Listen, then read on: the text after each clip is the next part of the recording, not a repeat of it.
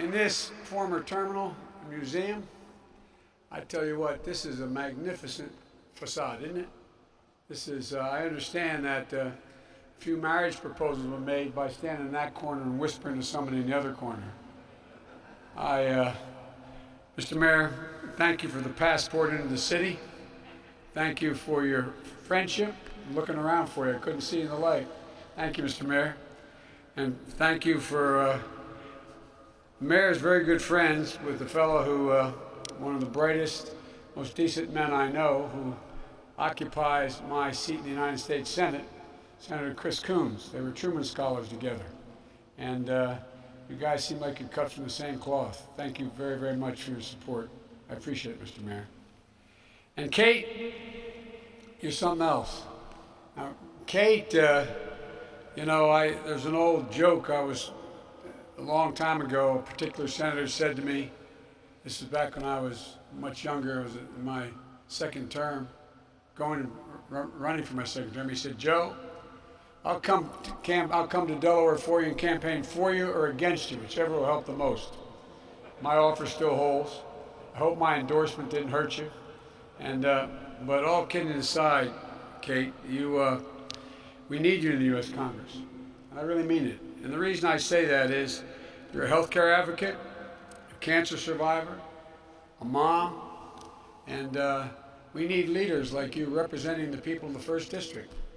People understand what's going on every day. The discussions that take place around the kitchen table in the morning, where families are still struggling, trying to figure out what to do. And Joyce, thank you for that introduction. Before I begin, let me say that I'm saddened to hear one of my baseball heroes, Joe Morgan, second baseman, Reds legend, Hall of Famer, a good man, passed away. And my condolences to the Morgan family and his teammates, and to his fans here in Cincinnati and all across the country. He played 1 year with the Philadelphia Phillies.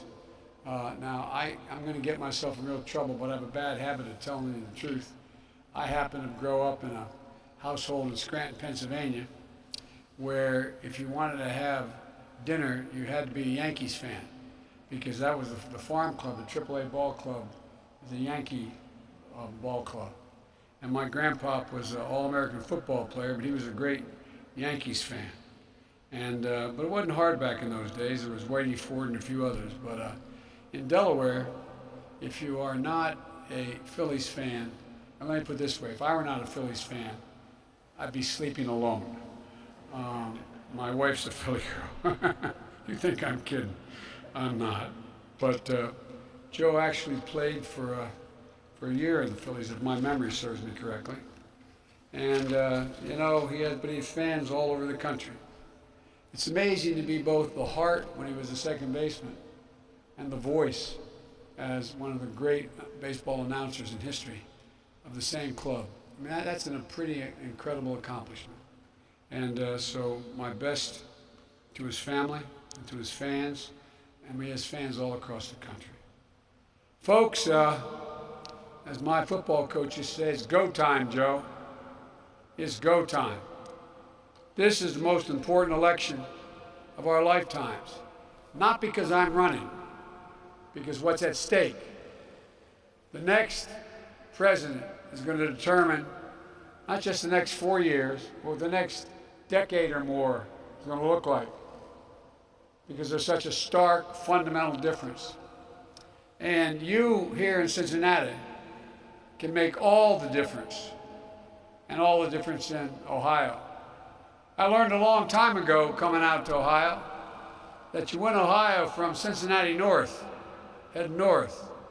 Well, you are the starting gate, and I love being back here. And again, what a beautiful museum and terminal this is. I spent a lot of time, as I was telling the mayor, in train stations. When I first got elected to the United States Senate, I was 29, I was in Washington, and interviewing for staff using Senator Kennedy's whip office. And I got a phone call from a first responder saying my wife and daughter had just been killed. And and my two boys were really badly injured and not sure they were going to make it. My fire department, and I love my fire service, took about 3 hours in the jaws of life to get my kids out of the car because they were broadsided by a tractor trailer. And I didn't want any part of going to the United States Senate. My sister managed my campaign, and younger sister and my much younger brother raised all the money we raised, $187,000. We went to our governor to determine who would they pick in my spot, because I didn't plan on going. A lot of really fine men who were in the Senate at the time, and Republicans and Democrats came to me and said, just come and stay for 6 months and help us organize. And so I started commuting every day, back and forth. And that's how I got involved as sort of Mr. Amtrak, because when they publish that, they keep fastidious records on how many miles you travel on government aircraft when you're vice president. And I had traveled a little over, I think it was 1,400,000 miles. It was on the front page of the paper. But I used to like to take the train home on Friday still as vice president, because it cost a lot of money to take that small plane back. But in addition to that, but the Secret Service felt much more secure if I wasn't on a train. But they humored me and let me go home on Fridays sometimes. My mom was living at my home, she was passing. And I remember getting on the train, and a guy named Angelo Negria, I got to know their families, all the conductors and all the people, all those years. And he came up to me and he grabbed me and said, "Joey," grabbed my cheek. I thought the Secret Service was going to shoot him. I said, "No," I said, "he's okay." It's a true story. And he said, "I just read, Joey, 1,003,000 or 400,000 miles on Air Force Two. Big deal." You know, the boys and I, we were checking, we went on a retirement dinner, went up to New Jersey for the dinner. "You know how many miles you travel on Amtrak?" I said, "No, Ange, I don't." He said, "Joey," he said, "we figure 117 days a year, 36 years, and the next number of days as vice president. You've traveled 2,100,000 miles on Amtrak. I think I hold a record, other than a conductor." And so they gave me a key to the engine, because I'm the only one I know of. I'm not supposed to say that, but I got it hidden. My point is that, as a sidelight, one of the ways we're going to revive this economy is we're going to end up moving high-speed rail and commuter rail across this country in a way that we haven't done before.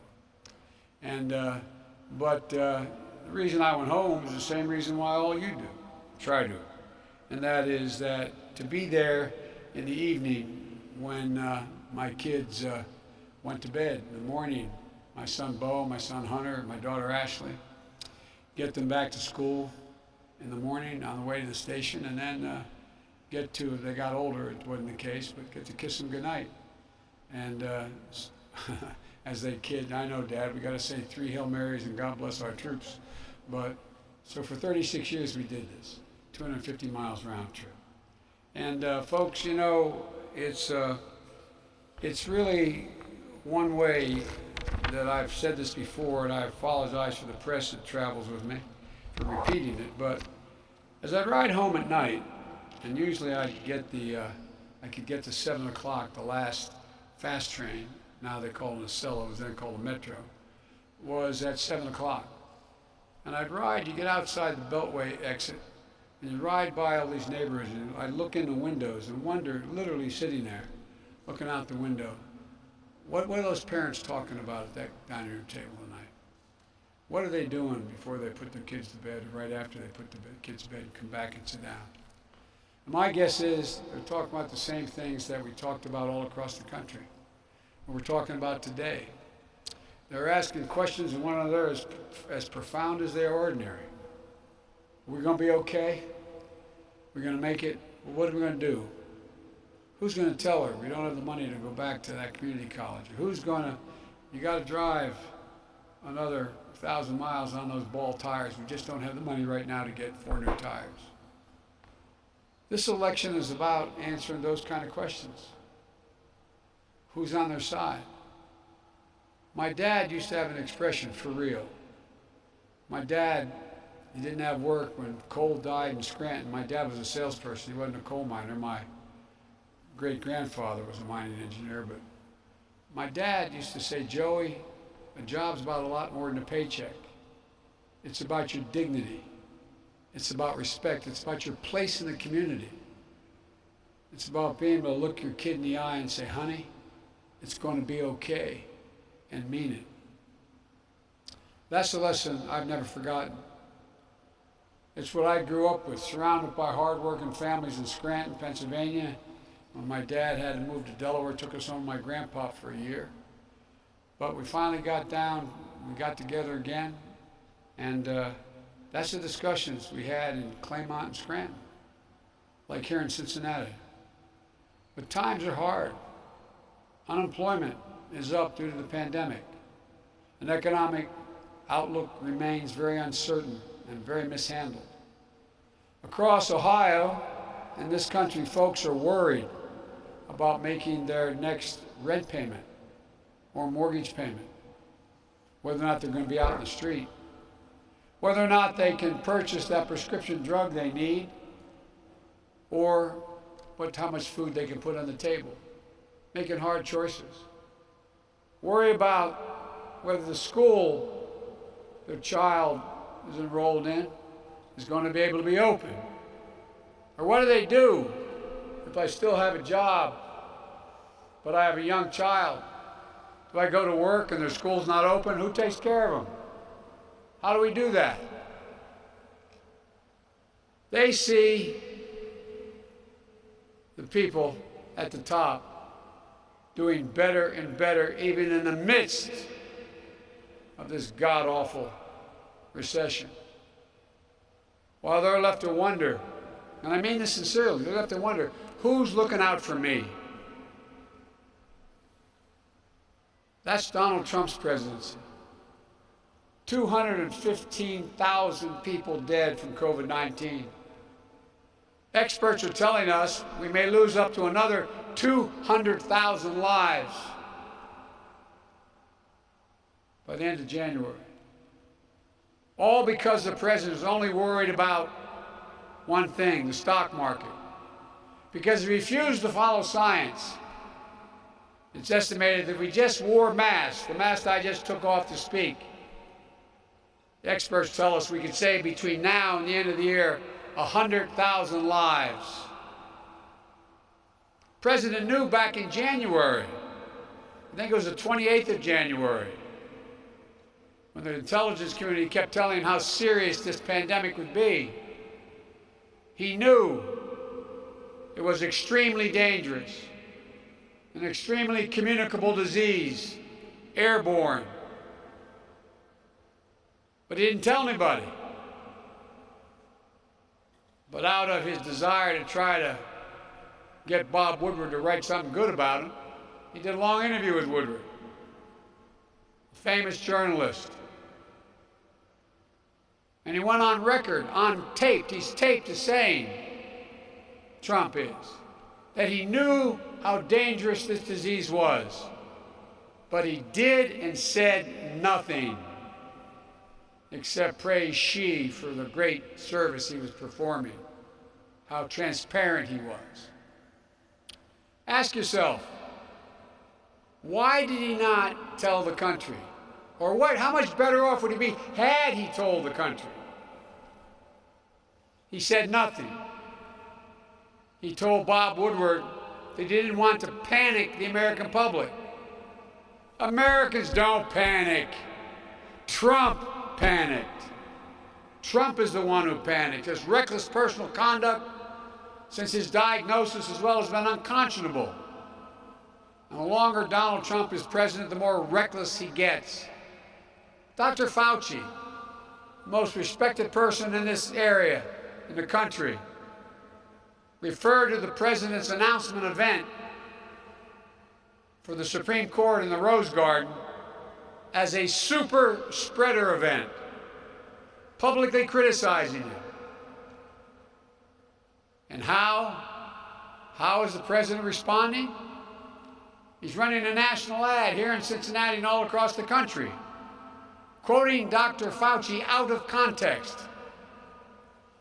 Dr. Fauci said back in March, referring to public health officials, quote, "I can't imagine anybody could be doing more," end of quote, referring to public health officials. But Trump and his campaign, who were very much used to deception, not telling the truth, deliberately lied by putting Fauci in his ad, implying that Fauci was talking about Trump, saying he doesn't know how anybody could do any better. And Fauci, after he saw the ad, he went public. You've probably seen it on the nightly news. He came after that and he said, "I did not give permission for that quote to be used, and it wasn't about the president." And even after he said that, and the point, I listened to your talk, even after he said that, look what happened. They continued to lie. They said, "We're keeping it in the ad." Same ad that says I'm going to increase taxes on middle-class folks with the same amount of credibility. Look, they use the ad knowing it's a lie. Can you remember any other major mainstream presidential candidate ever doing something like these things? As a consequence of months of overwhelming lying, misleading, irresponsible action on the part of Donald Trump, how many empty chairs are going to be around the dinner table tonight because of their negligence? How many? How many brothers, sisters, mothers, fathers, uncles, aunts, moms, dads are gone?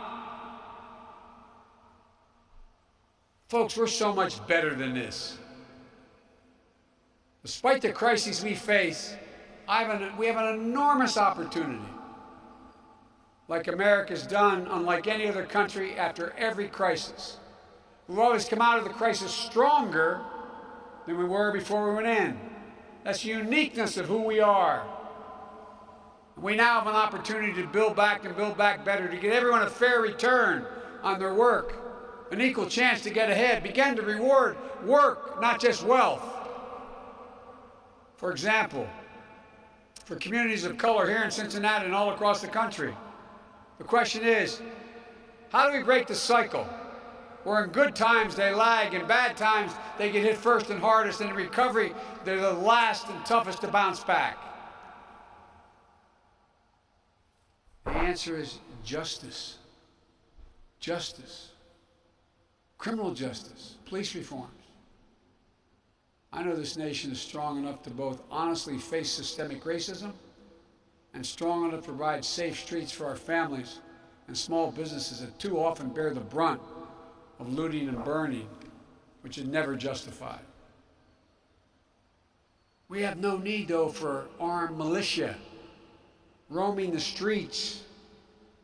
We should have no tolerance for extremist white supremacist groups menacing our communities. You've been reading what's happening up in Michigan. The governor's a good friend. They're in her driveway with assault weapons, standing there because you can open carry in their state, attempting to intimidate. Remember, I was going to call it a debate, but the shouting match he engaged in, when he was asked by a Fox reporter, not a left-wing somebody or other, would he condemn white supremacy? Never answered the question. I said, what about those guys that you, in fact, talk about all the time? Those boys talks about. He said, well, I would just tell them to stand back and stand by. Neighborhoods I worked in the black community in Delaware, that's called a dog whistle.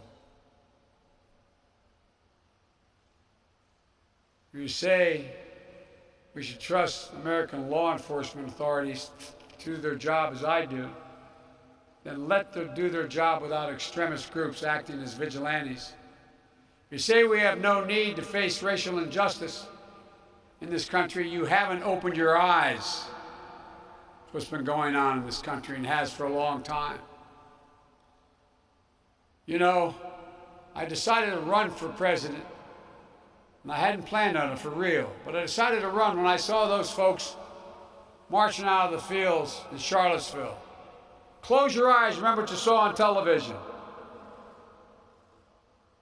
These white supremacists, Nazi sympathizers, carrying Nazi flags, using the exact same jargon used, anti-Semitic jargon used as it was used in Germany in the 30s, accompanied by the Ku Klux Klan.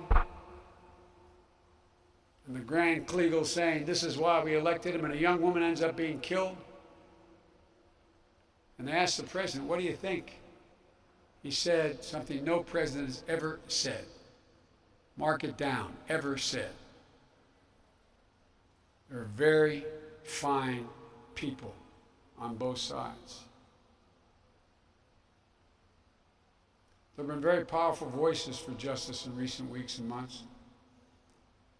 I've spent some time, more than one time, with George Floyd's family and his little daughter, Gianna.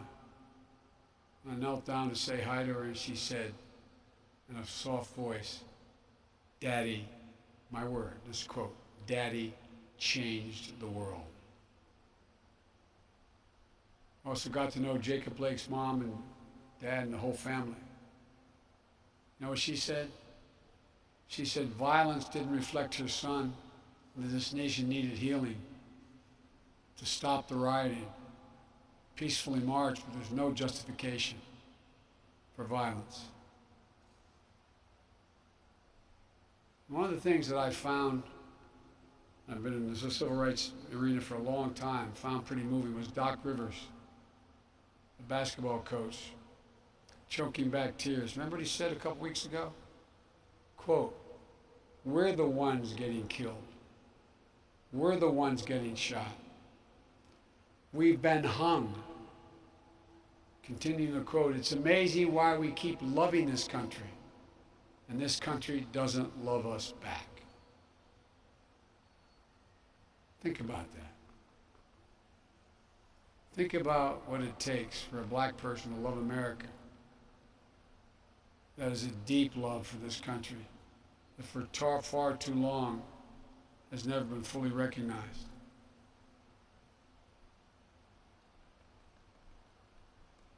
You know, Trump talks about the lack of systemic racism. This is the first administration.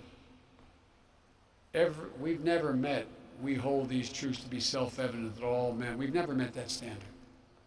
But every generation has moved closer and closer and closer to inclusion. This is the first one, elected president, to deliberately try to turn it back in a big way. With all due respect, I think what we need in America is leadership that seeks to de-escalate tensions, to open the lines of communication, and bring us back together, to heal, and to hope. As president, that's precisely what I will do. That's a president's job. It just goes beyond the issue of police-community relations. It goes about being able to compete and build wealth. It's about jobs, good-paying jobs, financial stability, families of color building wealth and being able to pass it down, like my Irish Catholic folks were able to do in Scranton coming up from nothing. You build home equity. You got something to pass on. For example, another example is more and more women are dropping out of the workforce in this recession, whether in a city or in the suburbs.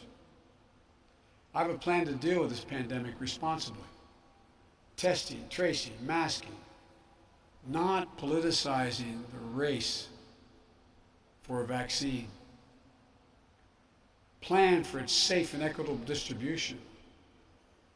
Providing funding for PPE, the protective equipment, and other resources for schools and businesses to be able to reopen safely. If you notice, the president said when he was asked about his responsibility, he said, "I take no responsibility." That was a quote. I take no responsibility. No national standard has been set by this administration. Mr. Mayor, you're doing it on your own, or with your governor, or with your others in the community.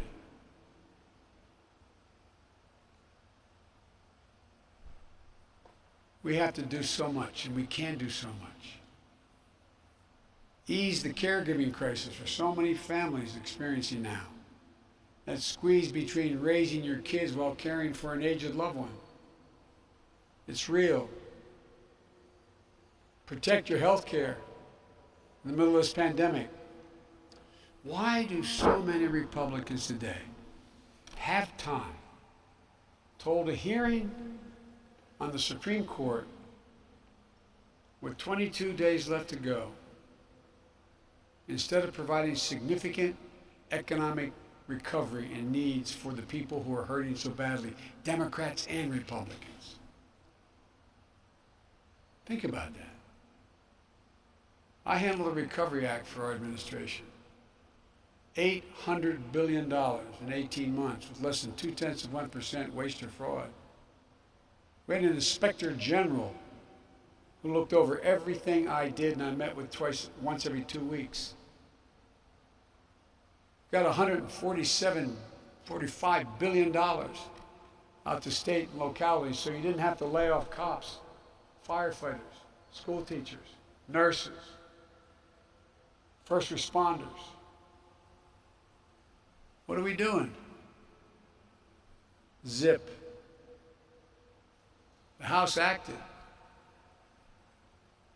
the beginning of the summer, the so-called HEROES Act, to pay for all of this. The states are in trouble. I'll tell you why they're not doing anything about it. 2 reasons. One, it's all about wiping out the Affordable Care Act, which has been an obsession for this president since he became president. It was an Obama idea. Because their nominee has said in the past that the law should be struck down. Not as a judge she did, it's just that's her view. That's going to take health care coverage away from 20 million Americans. Because of his mishandling of the economy and COVID, we've already lost 10 million people have already lost their employer-based health insurance. 10 million.